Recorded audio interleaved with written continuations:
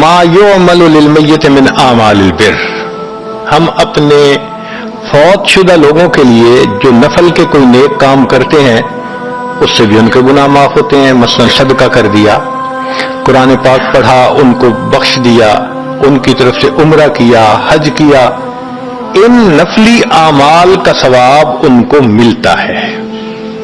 اس کی وجہ سے ان کے گناہوں کو معاف کر دیا جاتا ہے.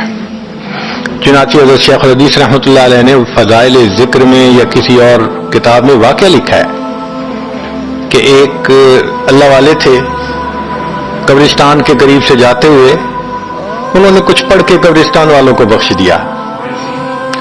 رات خواب دیکھا کہ وہی قبرستان والے ہیں اور ایک آدمی آتا ہے جیسے کوئی ڈاک تقسیم کرنے والا ڈاکیا ہوتا ہے، اور سب اس کی طرف بھاگ پڑتے ہیں جیسے ڈاک لینے کے لیے ہو.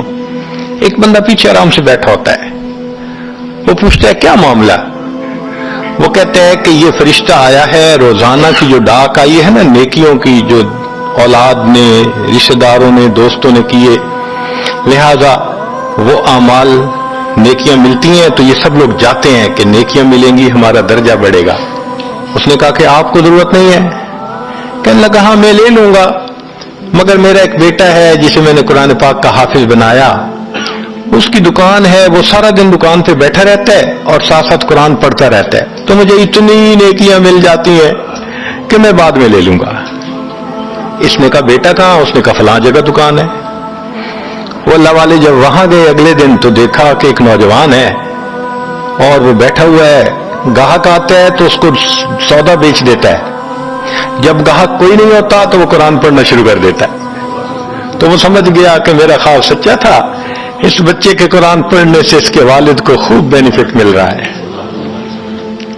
کچھ عرصے کے بعد دوبارہ پھر اسی قبرستان کے قریب سے گزرے، پھر انہوں نے کچھ پڑھ کے بخش دیا.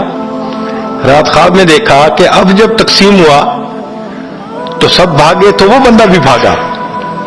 انہوں نے کہا آپ بھی بھاگ رہے ہو؟ کہنے لگا ہاں میں اس لیے بھاگ رہا ہوں کہ میرا وہ بیٹا فوت ہو گیا، اب مجھے قرآن پڑھ کے بخشنے والا کوئی ایسا ہے نہیں، تو جو عام ایمان والوں کا ثواب آتا ہے میں بھی اسی میں سے اپنا حصہ لینے کے لیے جا رہا ہوں. تو ایمان والوں کے ان اعمال کا ثواب بھی ملتا ہے، اور اصل میں یہ اسی بندے کا اپنا عمل ہوتا ہے. یہ ذہن میں رکھنا